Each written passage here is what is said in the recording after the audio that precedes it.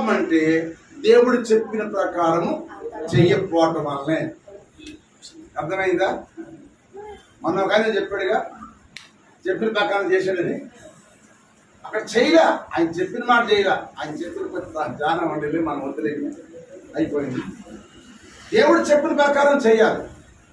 ఆ చెప్పిన ప్రకారం చేయకపోవటం వల్లే శారాయి గర్భం ముయ్యబడింది, అగడి గర్భము తెరవబడింది. కానీ అగడి గర్భం తెరవబడిన దాసి కొడుకే, యజమానుల కొడుకు యజమానుల కొడుకు. యజమాను కొడుకు వారసుడు అవుతారు కానీ దాసి కొడుకు వారసుడు కాడు కదా. అబ్రాహాము చేసిన ఆ పొరపాటును బట్టి ఆమెకి మళ్ళా 97 దాకా సంతానం ఇవ్వాలి. మొత్తం చెప్పండి, ఎప్పుడు దాకా సంతానం? ఎవరి లోపం ఇది? ఎవరి లోపము? భార్య. ఆ స్త్రీ మట్టి కట్టమన్నాడంటే స్త్రీకి సంతోషం వచ్చినా ఆపుకోలేదు, దుఃఖం వచ్చినా ఆపుకోలేదు. బలహీనరాలు స్త్రీ. బలహీనరాలు ఏం చేయాలి? ఇప్పుడు నువ్వు భర్త అయ్యుండి బలపరచాల్సిన పోయి నువ్వేం చేసావు? చెప్పిందే చాలని ఇది దేవుని మాట దగ్గరించింది. అందుకే ఆమె గర్భం మునిపడి 90 సంవత్సరాలు గెలిచాడు. అప్పుడు దాకా బిడ్డని ఇవ్వలేదు. హలో చెప్పండి, హల్లెలూయా. అది దేవుడు ఒక పురుషుడితో మాట్లాడుకో, ఆ పురుషుడు దేవుడు చెప్పిన మాట మీదే ఉండును కాక, ఆ మాట మీద ఉండాలి. అంతేగాని మన ఇష్టానుసారంగా మనం అడగకూడదు. ఆయన చెప్పిన మాట వినాలి. వినకపోవటం వల్లే ఆమె గర్భం కొన్నాళ్ళు ముయ్యబడింది. తర్వాత దేవుడు ఆమె వాగ్దాన పుత్రుడిని ఇచ్చాడు. దేవుని స్తోత్రం చెప్పండి. అసలు లేకుండా ఉండడు. ఎప్పుడు పశ్చాత్తాపడతామో అప్పుడు దేవుడు మళ్ళా ఇస్తాడు. అందుకే ఆమెకి మళ్ళా వాగ్దాన పుత్రుని ఇచ్చాడు, వారసుని ఇచ్చాడు, దీవించాడు, ఆశీర్వదించాడు. గొప్ప జనంగా అబ్రహాం సంతానాన్ని ఆశీర్వదించాడు, అగర సంతానాన్ని ఆశీర్వదించాడు, శారా సంతానం ఆశీర్వదించాడు, కెతురా సంతానం కూడా ఆశీర్వదించాడు. 3 భార్యలు అబ్రహాంకి. మొదటి భార్య శారా, రెండవ భార్య అగరు, మూడవ భార్య కెతురాకు 6 బిడ్డలు. అబ్రహాంకి పుట్టారు 6 బిడ్డలు కెతురాకి. శారాకు 1 బిడ్డ, అగరకు 1 బిడ్డ. 8 మంది సంతానం అబ్రహాం గారు. హల్లెలూయా. అసలు అందరిని ఆశీర్వదించాడు. కనుక అందుకని ఎందుకు సంతానం కలగలేదంటే అప్పుడు దాకా దేవుని మాట అబ్రహాం వినకుండగా భార్య మాట విన్నాడు. అది పాయింట్. ఈనాడు కూడా పురుషులు కూడా ఉండాలంటే పురుషులారా, మీకు దేవుడు చెప్పినప్పుడు దేవుడు చెప్పిన మాట వినగానే మీరు భార్య మాటలు వినకూడదు. హల్లెలూయా. అందుకు ఆ సంతానం ఆలస్యమైంది. రెండో మాట మీకు జ్ఞాపకం చేస్తాను, చూడండి. అదే ఆదికాండం 29 అధ్యాయము 31 వచ్చిన. ఆదికాండం 29 అధ్యాయము 31 వచ్చిన. ఇక్కడ చూడండి, లేయా దేశించబడుట, లేయా దేశించబడుట యెహోవా చూసి ఆమె గర్భము తెరిసెను. రాహేలు ఇదేంటి? ఇప్పుడు ఏం చేసింది రాహేలు? లే ఎవరు? అక్క చెల్లెళ్ళు. ఓ తండ్రికి తల్లి పుట్టిన వాళ్ళు ఇద్దరు. లేయాని దేశించింది ఎవరు? సొంత చెల్లె దేశించింది రాహేలు. ఆ దేశించడం ఎవరు చూశారు? దేవుడు చూసి రాహేలు గర్భమును మూసివేసిన. అందుకే రాహేలు గొడ్రాలు. ఎందుకు గొడ్రాలు అవుతారంటే కొంతమందిలో కూడా దేశం ఉంది. ఈ ఉపాసకులు ఎవరి మీద మీకు దేశం ఉంటే ఆ దేశాన్ని తీసేసుకోండి, దేవుడు మీ గర్భాలు తిరుగును కాక. అది చెప్పి పాయింట్ గుర్తుపెట్టుకోండి. ఒక పాయింట్ గుర్తుపెట్టుకోవాలి మీరు. ఎవరి మీద నీకు దేశం ఉంటే ఆ దేశాన్ని అసూయ, స్వప్నతనము ఉండకూడదు మనకి. సొంత అక్క మీదే ఆమెకు అసూయ వచ్చింది, సొంత అక్క మీదే దేశం వచ్చింది, సొంత అక్క మీదే స్వప్నతనం వచ్చింది. అది చూసిన దేవుడు ఆమె గర్భం తెరిచాడు. ఈమె గర్భాన్ని లెక్క అయితే ఈమె గర్భం తెరవాలి. ఈమె గర్భం తెరిచి ఈమె బిడ్డనివ్వాలి. అందుకే సంతానం లేకపోవడం కారణం ఏంటంటే ఈనాడు దేవుడు చెప్పాడు కదా, స్త్రీకి కానీ పురుషుడు కానీ గొడ్డుతనము ఉండకూడదు అని చెప్పాడు కదా. ఎందుకు వస్తుంది గొడితనము? ఇప్పుడు అబ్రాము దేవుని మాట వినకుండా భార్య మాట కనుక శారా గర్భం ముయ్యబడింది, తర్వాత ఇచ్చాడు. ఇప్పుడు ఇక్కడ లేయని రాహేలు సొంత చెల్లె, రాహేలు దేశించిన కనుక దేశించిన వల్ల ఆమె గర్భాన్ని తెరిచాడు, ఈమె గర్భాన్ని మూసాడు. రాహేలు లేయవరు పుష్కలది, జబ్బు కలది, అందమేకారంగా ఉండింది. రాహేలు చక్కని అందగత్తి. ఆమెను ప్రేమించాడు కానీ లేయని ప్రేమించరా. కానీ చేసుకున్నాడు తప్పదు. ఏం కోసం మళ్ళీ 7 ఏళ్ళు కొలువు చేశాడు, ఏమో చేసుకున్నాడు. చేసుకున్నప్పుడు నువ్వు అక్కని చేసుకున్నాడు కదా, నా భర్తే కదా, అక్కని దేశించవచ్చా? ఈనాడు నువ్వు కూడా ఎవరినో దేశిస్తున్నారేమో. నేను దండం పెట్టి చెబుతున్నాను, గొడ్రాళ్ళుగా ఉండొద్దు మీరు. ఈ ఉపాస ఫోటోల్లో మీరు ఎవరిని దేశించవద్దు. వాళ్ళ పిల్లలు పుడుతున్నా, లేదా వాళ్ళ పిల్లలు పుట్టకపోయినా, లేదా వాళ్ళ కుటుంబాలు ఎక్కడున్నా వాళ్ళని అవసరమైతే ప్రేమించు, జాలి కొద్ది అడిగితే వాళ్ళని పెట్టు, ప్రేమించు. ఎవరైనా బిడ్డలు కనపడితే వాళ్ళు ముక్కు శివుడు తుడిచి ఆవిడ పడేయను. శరీరించుకోవద్దు. వాళ్ళ పిల్లల్ని శరీరించుకుని మనం ఉండకూడదు. చిన్నపిల్లలు దేవుడితో సమానం. ఏ పిల్లలని మనం ఎత్తుకోవచ్చు, ఏ పిల్లని ముద్దు పెట్టుకోవచ్చు, ఏ పిల్లడినా వ్యాసపోసినా ఆ గుడ్డ తీసేయచ్చు, శివుడి గారితో ముక్కు దొరవచ్చు. మనం అలా చేస్తే పైలోకంలో చూస్తున్న దేవుడు, పరలోకంలో చూస్తున్న దేవుడు ఈ బిడ్డలు లేకపోయినా ఇతర బిడ్డలు ఎంత ప్రేమిస్తుంది అని చూసి నీ గర్భం తెరవబడును కాక. హల్లెలూయ. అందుకని రాహేలు గర్భం ఎందుకు గుడ్రలైందంటే దేశించడం వల్ల. రెండో పాయింట్ చెప్తున్నా, ఏనారా? అర్థమవుతుందా? అర్థం కావట్లేదా? అర్థమైన చూద్దాం చెప్పండి. హల్లెలూయ. మూడో మాట అదే ఆదికాండం 25వ అధ్యాయం 20వ వచనం చూడండి. ఆదికాండము 25వ అధ్యాయము 20వ వచనం.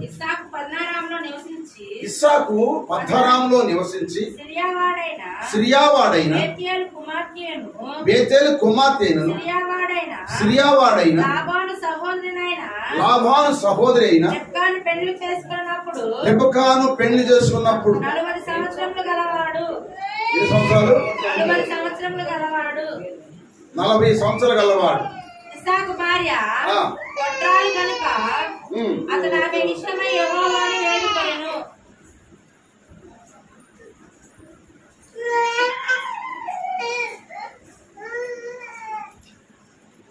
ఇక్కడ మళ్ళీ చదువు. లాబాను సహోదరి అయిన రెబ్కాను పెళ్లి చేసుకున్నప్పుడు 40 సంవత్సరములు గలవాడు. ఇస్సాకు భార్య గొడ్రాలు కనుక. ఎవరిమా? రెబెకా. రెబెకా ఏంటంటే గొడ్రాలు అంట. అతడు ఆమె విషయమై యెహోవాను వేడుకొనెను. ఎవరు కాల్ చేశారు ఇప్పుడు? ఎందుకు చేశాడు? భార్య గురించి చేశాడు. భార్య ఎందుకు గొడ్రలైంది? భార్య ఏమన్నా చెడిపోయిందా? భార్య ఏమన్నా దేశించిందా? ఎవరిని దేశించలా.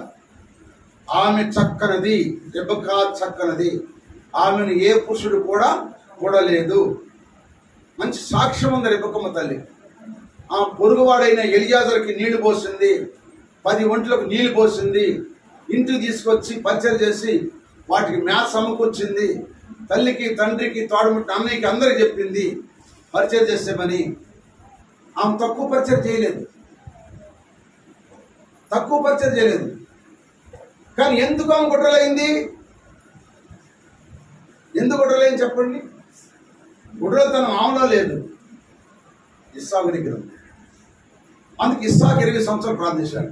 8 సంవత్సరాలు పెళ్లి చేసుకుని 40 సంవత్సరాలు ప్రార్థన చేసింది 20 సంవత్సరాలు. అప్పుడు పిల్లలు పుట్టారు. 20 సంవత్సరాలు ప్రార్థన చేశాడు, నాకు సంతానం కావాలి ప్రభువా. ఇస్సాకు 20 సంవత్సరాలు ప్రార్థన చేసినా పుట్టారు. ఇస్సాకు ప్రార్థన చేశాడు. రెబెకాలో ఏం లేదు. రెబెకా పని సామాన్యంగా 318 మంది కాంతలో భోజనం వండి పెట్టాలి. ఎంతమందికి? 318 మంది చేతగాళ్ళు ఆమెకి. అబ్రాహాం కాలంలోనే 318 మంది చేతగాళ్ళు. ఆ చేతగాళ్ళకి శారం వండి పెట్టింది. అదే పరిచర్య రెబెకమ్మకి వచ్చింది. ఆమె పని చేయడం సరిపోయింది. ఎప్పుడు ఇంకా ప్రార్థన చేసే అవకాశం లేదు. ఇప్పుడు ఎవరు చేయాలి ప్రార్థన అంటే? ఇస్సాకు చేయాలి. ఎన్ని సంతోషంట? చదవండి చదవండి, వచ్చింది మీకు అర్థమైంది. ఆయన పిల్లల బిడ్డకి ఎన్ని ఏళ్ళు అయింది చూడండి. గర్భవతి ఆయను, ఆమె గర్భంలో శిశువులు ఒకరితో ఉన్నప్పుడు పెనుగులాడు కనుక ఆమె ఇలాగైతే నేను బ్రతుక ఎందుకని అనుకొని ఈ విషయం యెహోవాను అడుగా వెళ్ళెను. అప్పుడు యెహోవా ఆమెతో ఇట్లా, నేను రెండు జనములు నీ గర్భంలో, రెండు జనపదములు నీ కడుపులో నుండి ప్రత్యేకముగా వచ్చును. ఒక జనపదము కంటే ఒక జనపదము బలిష్టమై ఉండును. పెద్దవాడు చిన్నవాడికి దాచుదగనను. ఆమె ప్రసూతి కావాల్సింది నిండినప్పుడు ఆమె గర్భమందు కవల వరకు ఉండేది. మొదటి వాడు ఎర్రనివాడుగా బయటికి వచ్చాను. అతని ఒళ్ళంతయు రోమం కలిగి ఉన్నాడు. అతనికి ఏసావు అని పేరు పెట్టారు. తరువాత అతని సహోదరుడు బయటకు వచ్చినప్పుడు అతని చేయి ఏసావు మడిగని పట్టుకొని ఉండేది కనుక అతనికి యాకోబు అని పేరు పెట్టబడెను. ఆమె వాడిని కనినప్పుడు ఇస్సాకు 60 ఏండ్ల వాడు. ఎన్ని ఏళ్ళు అంటండి? పెళ్లి చేసుకుంది ఎప్పుడు? పెళ్లి చేసుకుని 40 ఏళ్ళు. సంతానం కలిగింది ఎప్పటికి అంటే ఇప్పుడు 20 ఏళ్ళు ప్రార్థన చేశాడు. ఏం చేశాడు ప్రార్థన? ఇది పెళ్ళి 20 ఏళ్ళు అవుతుందో కూడా సంతానం కలగల. ప్రార్థనేది? ప్రార్థన చేయండి. దేవుడు మీ గర్భాలు తెలుగును గాక. ప్రార్థన చాలా ప్రాముఖ్యం.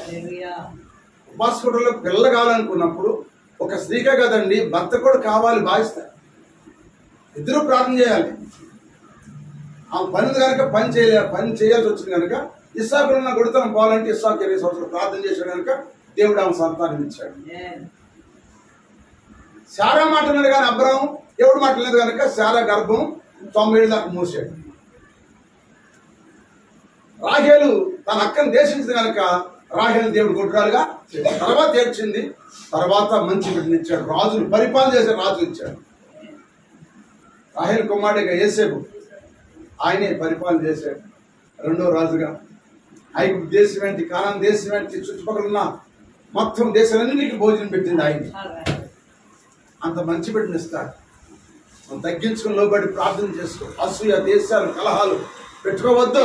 ప్రార్థన చేయి. ఈ ప్రార్థనకు దేవుడు ప్రతిఫలం ఇచ్చును గాక. హల్లెలూయా. వాక్యం చెప్పటం నా వంతు, చేయటం మీరంతు.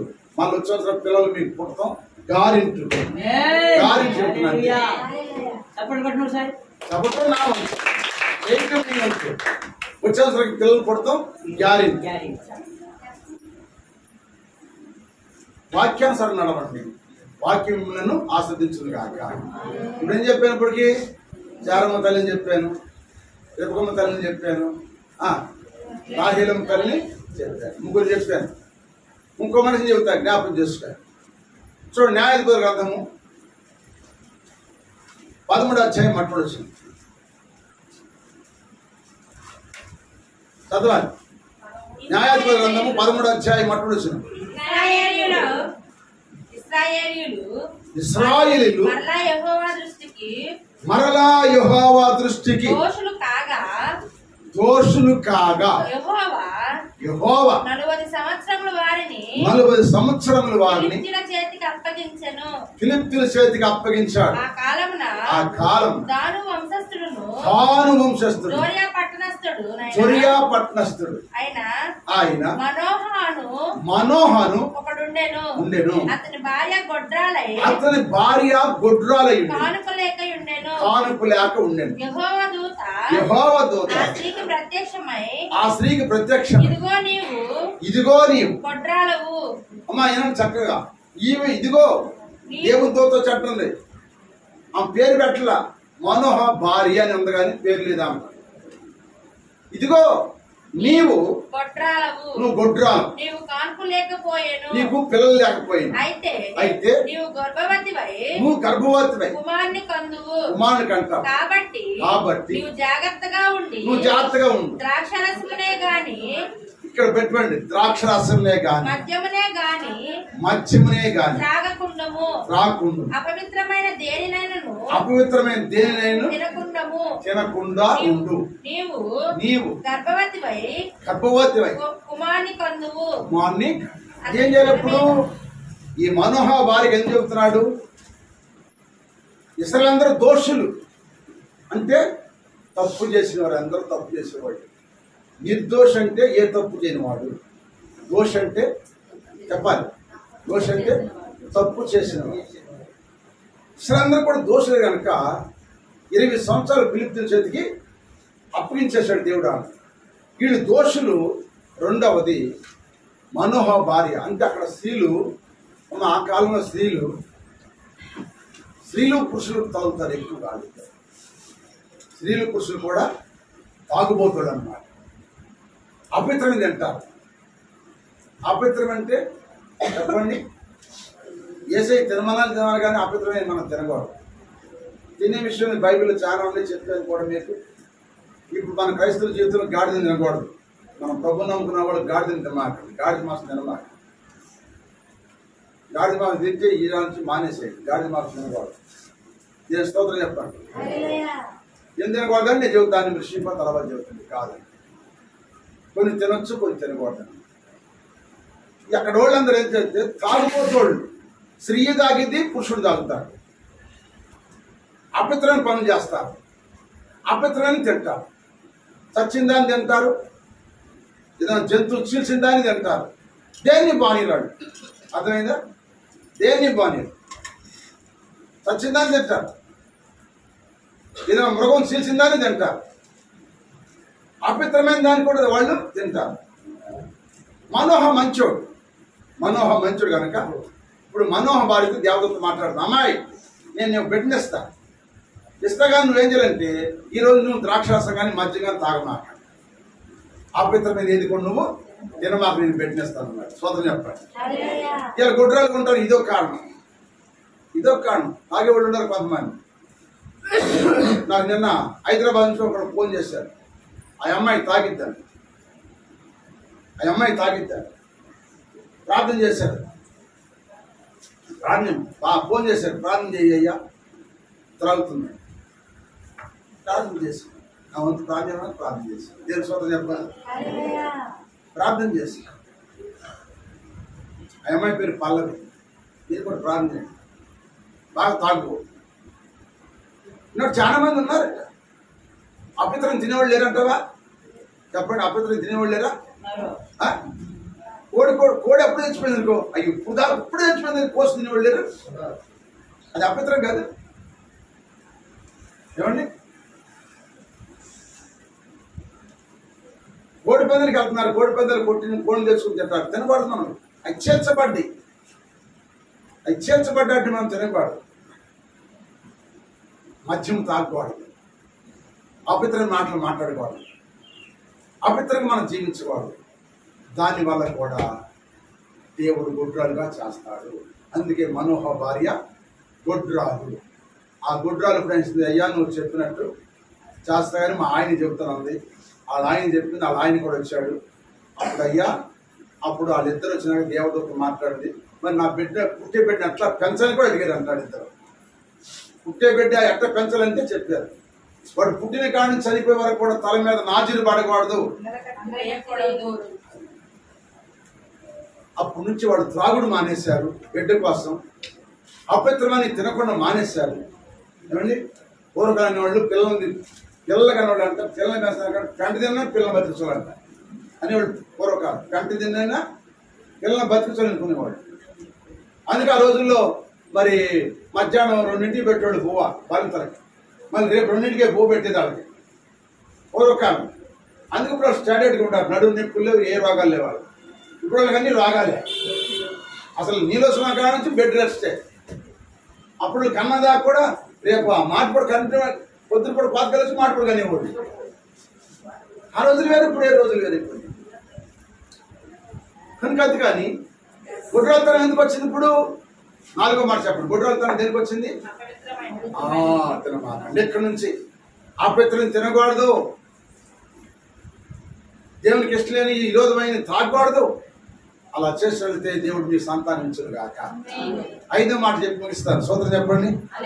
హల్లెలూయా. 5వ మాట చూడండి. సమూయేలు మొదటి గ్రంథము మొట్టమొదటి అధ్యాయం 4వ వచనం. సమూయేలు మొదటి గ్రంథము మొట్టమొదటి అధ్యాయం 4వ వచనం. ఎల్కానా సరిచదువు. బలి అర్పణ చేసినవాడు తన భార్యకు గెనిన్నాకును దాని కుమారులకును కుమార్తెలకును వాళ్ళు అంటే డబ్బులు వాళ్ళ ఖర్చులు ఇవ్వడానికి వచ్చను గాని అన్న తనకు ప్రియముగా ఉన్నందున ఆమెకు 2 పాళ్ళు ఇచ్చు వచ్చింది. ఆమె చెప్పండి, ఎవరు చేశాడు సొంత లేకుండా? అన్నకు సొంత లేకుండా చేసి. ఎందుకని? ఎల్కానాకి 2 భార్యలు. 2 భార్యలు పెద్ద భార్య. ఎల్కానా చిన్నది, అన్న పెద్ద. అసలు ఈ పెనిన్నాకి పిల్లలు పుట్టారు. పిల్లలు పుట్టినానికి ఎక్కువేయాలా, పిల్లలు దానికి ఎక్కువేయాలా? చెప్పాలి. పిల్లగల దానికి ఏమి వేయాలి? ఎక్కువేయాలి. పిల్లల ఖర్చు ఉంది. పిల్లలు లేని దానికి ఏమో 2 పాళ్ళు ఎత్తున్నాడు. 2 వంతులు అంటే 200 ఎత్తినాడు. 200 రూపాయలు అన్నాకి ఎత్తున్నాడు. 100 రూపాయలేమో పెనిన్నాకి ఎత్తున్నాడు. అది ఎవరు చూశారు? దేవుడు చూసేసాడు. అన్న గర్భం మూసాడు. గుడ్రలి. అది పచ్చిపాతం చూపకూడదు, మోసం చేయకూడదు. ఇద్దరు చేసుకుంటే ఇద్దరు సమానంగా చూడు. ఇద్దరిని సమానంగా చూడు. ఇప్పుడు ఆమె పిల్లలు పడుతున్నారు. పిల్లగంటుంది. ఆ 100 రూపాయలతో మెయింటైన్ చేస్తుంది. అట్లా బతుకుతుంది. ఏమేమో సంతానం కోసం మందిరానికి వస్తుంది. వెళ్ళినప్పుడల్లా యాడం చేస్తున్నప్పుడు ఎవరు? పెనిన్న. ఎందుకే గొడ్డుబద్దాన? ఎందుకు వెళ్తావు మందిరానికి? నీకెందుకు పడతారు పిల్లలు? నీకెందుకు పడతారు? నా మొగుడి దగ్గర డబ్బులు కాజేస్తున్నావు. 2 పాళ్ళు కాజేస్తున్నావు. నాకు 1 పాలు ఇప్పిస్తున్నావు. నా బిడ్డలు నా అవసరం నీ దగ్గర కాకంటుంది. నిజమే తగిలింది. ఆ కోపం వచ్చేసింది. ఇప్పుడు వెళ్ళిపోయింది. లాభం ఎదుర్కొంది. ఈయన ఏడుతుంది. ఎలకనంటాడు, ఎందుకు ఏడుస్తావు? నేను 10 మంది పిల్లకని విశ్లేషణ కాదా? ఎందుకు నేను 2 పాళ్ళు ఎత్తురాగా నీకు? ఉండొచ్చు. ఎందుకు ఏడుస్తున్నావు? ఎడమాక వెళ్ళు, మా ఎలమాక మందిరానికి. ఎడమాక ఏంటి? లేకపోతే అని ఆయన ఉన్నారుగా పిల్లలు. ఆ పిల్లలు ఆయన పిల్లలేగా. ఎన్నైనా పిల్లలు ఆయన పిల్లలేగా. ఆయన దిగులు లేదు. ఇప్పుడు ఏమో దిగులు వచ్చేసింది. పిల్లలేరుగా దిగులు వచ్చేసింది. నేను బిడ్డ కనాలి. అప్పుడు తెలుసుకుని అర్థం చేసుకోండి. అందుకే దేవుడు నన్ను ఈ పని చేశాడు. అప్పుడు వెళ్ళిపోయిన మందికి వెళ్ళి 10వ వచనం కాడ నుంచి ప్రార్థన చేయడం మొదలుపెట్టి ఆ పాపి ఇచ్చుకున్నా, ఎగతాలు చేసిన, యాళం చేసిన, తిట్టిన, ఎవరు చెప్పకుండా వెళ్ళిపోయి దేవుడి దగ్గరికి వెళ్ళి కూర్చొని, నువ్వు 10 మంది పిల్లలకు విశేషమైనా నా బిడ్డ ఎట్టవుతావు? నువ్వు భర్తలే కానీ నా బిడ్డ అవ్వగా, నా బిడ్డ అవ్వు, నువ్వు భర్త అవుతావు అంతే. కనుక నాకు బిడ్డ కావాలి, నాకు బిడ్డ కావాలని చెప్పి అప్పుడు వెళ్ళి కూర్చొని దేవుడి దగ్గరికి అడుగుతావు. పడుదల తడుతుంది. దేవుడు ఆశ్రయించే వరకు అడుగుతూనే ఉంది. దేవుడు ఆశ్రయించాలి, దైవాన్ని కూడా ఆశ్రయించాలి, దైవించాలి. కనుక అప్పుడు అడుగుతూనే ఉంది. అందరు వెళ్ళిపోతున్నారు. నేను వెళ్తున్నారు. రోజు అందరు వెళ్ళిపోతున్నారు, వస్తున్నారు, ప్రార్థన చూసి వెళ్ళిపోతుంది. నేను వెళ్తల్లా. అట్లాగే ఉంటుంది. ఇప్పుడు ఈయనేమంటున్నాడు? సేపుడు ఏమంటున్నాడు? తాగబోద్దాను. ఎంత చేపట్టా ఉంటావు ఇక్కడ? ఏం చేస్తావు? ఏం చెబుతున్నావు ఇక్కడ? ఏమడుగుతున్నావు నువ్వు? ఎందుకు పెద్దలు అడుగుతున్నావు? తోలుకుపోతున్నావు. తలకాయ ఊగుతుంది, కాళ్ళు ఊగుతుంది, చేతులు ఊగుతుంది. బాగా తాగొచ్చేవా? జనాలు తాగేవాడు. శిలోహ మందిరకు వచ్చేవాడు తాగిపోతాడు. శిలోహ మందిరకు వచ్చేవాడు కూడా వ్యభిచారులు తాగుబోతున్నారు అక్కడ మందిరంలో. అందుకని ఈ తాగుబోతానన్నాడు దైవజనుడు వెళ్ళి. అప్పుడు అంటుంది, అయ్యా నేను తాగుబోద్దాను కాదు, పరిమాణ దాన్ని నువ్వు నన్ను ఎంచొద్దాను. యెహోవా దగ్గర బిడ్డ కోసం అడుగుతున్నాను. నాకు ఒక బిడ్డనిస్తే ఆ బిడ్డ దేవునికి ఇస్తాను అనుకున్నాను అయ్యా. అప్పుడు దైవజనుడు మాను కోరుకున్నట్టే నీ కోరిక తెచ్చుకుంటా. పాపంతో గద్దించాడు. గద్దించినప్పుడు ఏమంది? ఒరే పాస్ గారు, ఇంటికాడ నా సవి తిడుతుంది, నా మొగుడా నన్ను వెళ్ళొద్దు అంటున్నాడు. అందరు నన్ను ఇట్లా మాట్లాడుతున్నారు. నీ దగ్గరికి వస్తే నువ్వేమో తాగుపోద్దని అంటున్నావు. నువ్వేమో పాస్టర్ అందా, పాపమే వచ్చి అందా అనలా. ఏమంది? నా ఏలిని వాడా, నన్ను పనికి మందానిగా ఎంచొద్దు, నన్ను పనికి మందాగా ఎంచొద్దు. నాకు బిడ్డ కాళ్ళు నడుస్తున్నాను అయ్యా. ధైర్యం ప్రార్థన చేశాడు. దేవుడు బిడ్డనిచ్చాడు. ఆ బిడ్డ దాన్ని వదులుకొని చెప్పండి లక్ష్యం వరకు గొప్ప గనుడుగా పేరు పొందాడు. ఆయనే సమూయేలు. హల్లెలూయా. అందరూ బిడ్డలు ఇచ్చిన బిడ్డలందరూ గొప్పళ్ళు అయ్యారు. ఎవరు తక్కువళ్ళు కాదు.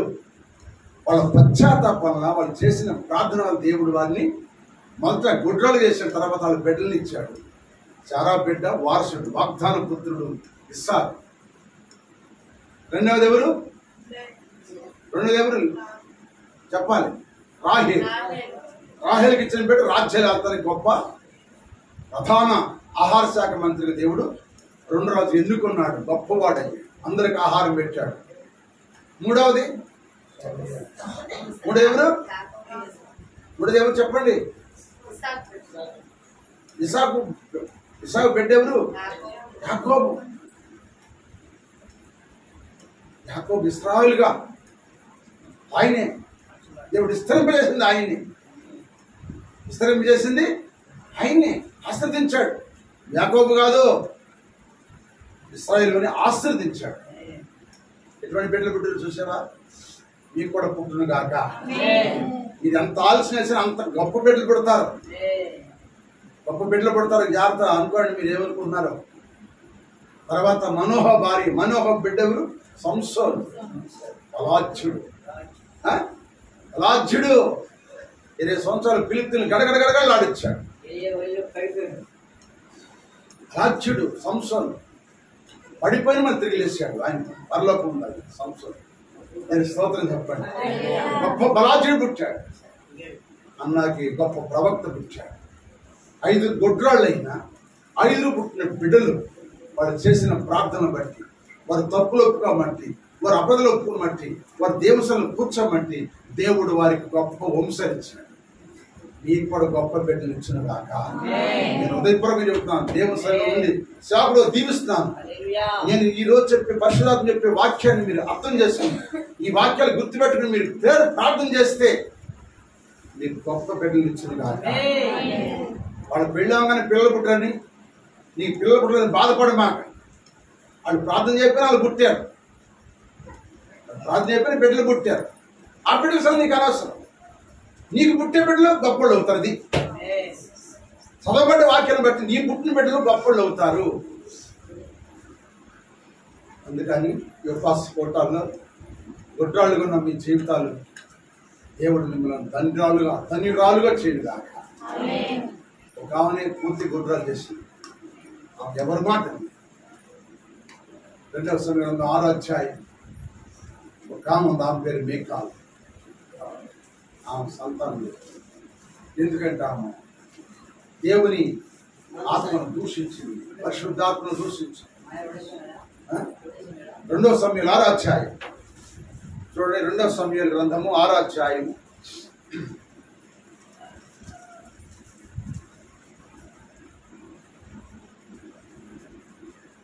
22వ వచనం. 6:22 చదువు. ఇంతకంటే మరి ఎక్కువగా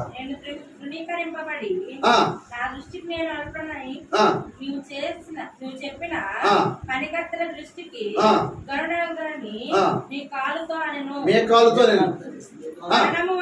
మరణం వరకు సౌలు కుమార్తెకు మేకాలు పిల్లలేరు. దానికి మేకాలకి ఎవరు లేరు? పిల్లలేరు. ఎందుకు?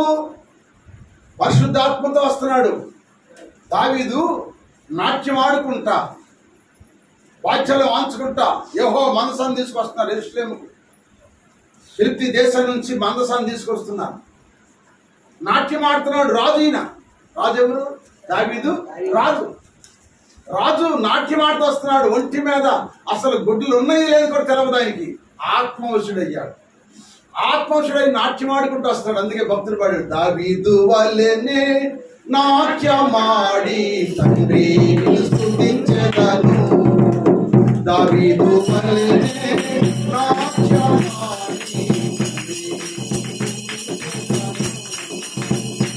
యేసయ్యా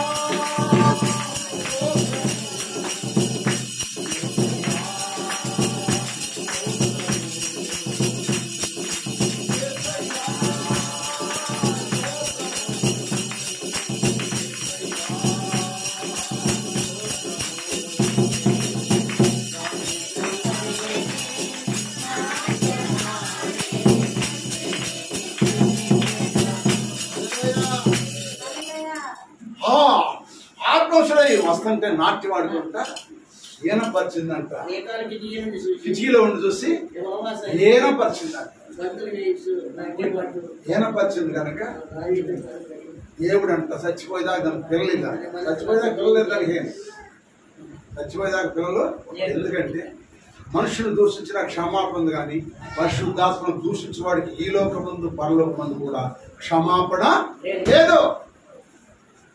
ఎవరిని దూషించమాకండి, ఎవరిని దేశించమాకండి, ఎవరి మీద అసూయ పెట్టుకోమాకండి, ఎవరి మీద కలహాలు పెట్టుకోమాకండి, ఎవరిని చిరచూపు చూడమాకండి, ఎవరి మీద సుప్రతనం పెట్టుకోమాకండి. చారుమలాగా, రిపుగమ్మలాగా, లేయమ్మలాగా, రాహేలమ్మలాగా, మనోహ భార్యలాగా, అమ్మమ్మలాగా మీరు ప్రార్థన చేయండి. మీ భర్తలు కూడా ప్రార్థన చేయండి. దేవుడు మీకు సంతానం ఇచ్చిన గాక, మంచి గొప్ప బిడ్డలు మీకు ఇచ్చిన గాక. అట్టి కృప, అట్టి కనికరం ఈరోజు వర్తమానం వింటున్న బిడ్డలందరూ దయచేయను గాక. హల్లెలూయా. అదే విషయమే కాదు, ఆత్మ విషయం ఇంకో విషయం ఏంటంటే ఉగ్రాలతనం మనలో కూడా ఉండకూడదు. దేవుని పనులు మనం ఏ పని చేసినా మనకి ఏం చెప్పాలి, ఫలించాలి. కానీ మనము ఏ పని పూనుకున్నా ఫలించాలి, కానీ పనిలో మనము ఎద్దులం కావాలి. అందుకని అందరూ కూడా ప్రార్థన చేసుకున్నాం. ఏసీ అందరూ బిడ్డలెత్తానికే వచ్చారు. ఆయన గుడ్డలకు ఎవరు ఉండకూడదని చెప్పాను.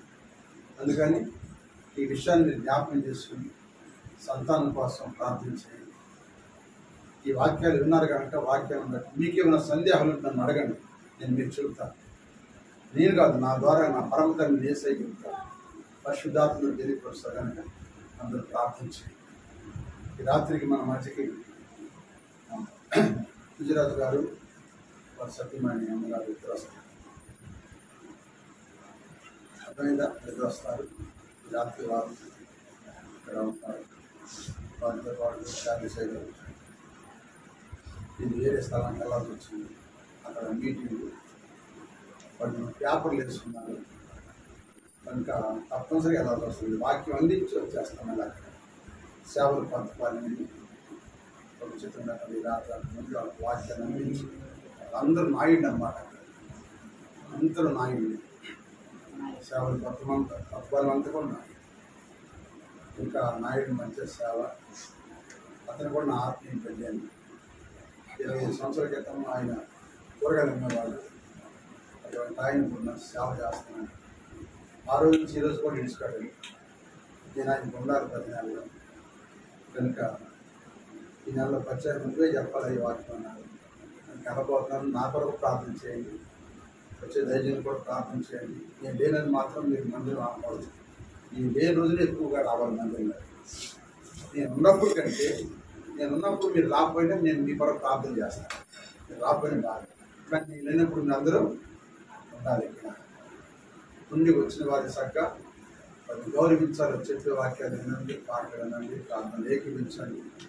దేవుని సన్ని సాగిపోతాం. హల్లెలూయా. అర్థం చదువుతుంది చెప్పండి అందరూ గట్టిగా. హల్లెలూయా, హల్లెలూయా.